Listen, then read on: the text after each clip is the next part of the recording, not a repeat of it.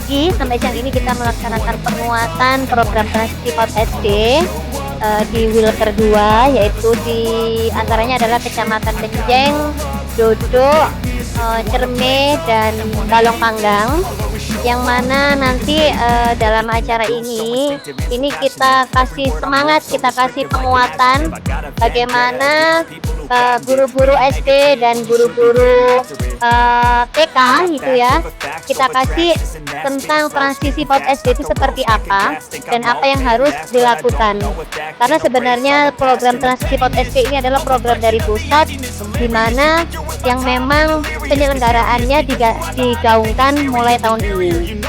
Nah, sebenarnya kalau bicara tentang transisi PAUD SD itu adalah tentang miskonsepsi ya, miskonsepsi tentang pendidikan yang mana biasanya terjadi di kelas awal pada SD, yaitu kelas 1 dan kelas 2. Yang dimaksud miskonsepsi ini apa? Biasanya di awal-awal SD itu kan diwajibkan ada tes calistung.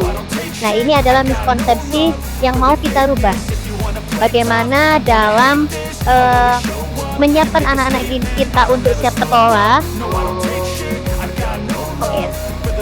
kita harus meluruskan bahwasanya di SD saat ini tidak boleh ada tes calistung ya, karena tes calistung ini bukanlah satu-satunya ukuran keberhasilan pembelajaran pada anak, tetapi bagaimana kita memberikan fondasi dasar. Ada 6 ya, salah satunya ada tentang agama budi pekerti, kemudian ada motorik, kemudian ada kognitif, ada pembelajaran positif, kemudian kemampuan sosial dan bahasa.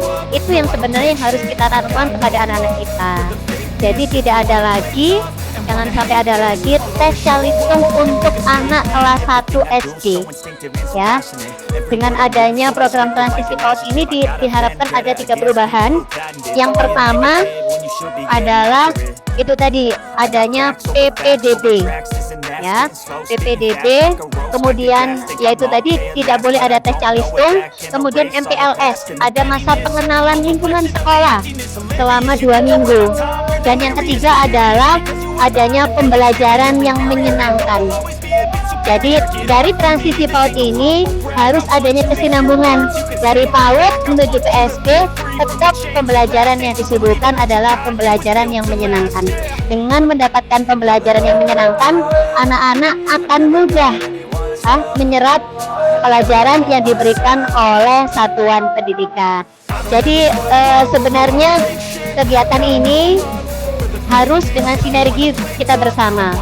Tidak hanya dari satuan pendidikan, tidak hanya dari guru, tidak hanya dari muridnya, tetapi perlu juga peran dari wali murid ya, dimana biasanya wali murid ini yang memang bisa dikatakan banyak tuntutan atau mendorong anaknya untuk belajar lebih.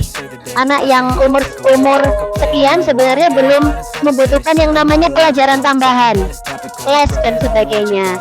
Nah, yang perlu kita lakukan adalah yang pertama tadi, kalau di PAUD dan di SD biasanya ada parenting. Nah, ini kita harapkan adanya kemitraan antara sekolah dan orang tua sehingga sekolah bisa memberikan sosialisasi terkait program PAUD dan SD. Mungkin bagi wali murid ini adalah hal yang baru ya.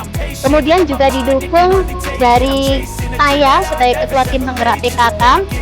Nanti kita masukkan di Pokja 2. Kalau kita bicara Pokja 2 adalah di bidang pendidikan, di mana nanti kita di Pokja 2 baik itu di kabupaten, kecamatan dan desa memberikan ya edukasi terkait bahwasannya anak itu memang harus diberikan pembelajaran sesuai dengan umurnya.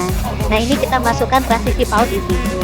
Tadi kalau dari Bu Mida juga menambahkan akan melaksanakan talk show untuk wali murid yang akan dibuka untuk umum. Nah, ini sangat bagus sekali bagaimana kita mengajak seluruh wali murid untuk mengerti ya sebenarnya apa sih yang dibutuhkan anak-anak kita. Tentu saja pembelajaran yang menyenangkan dan sesuai dengan usianya.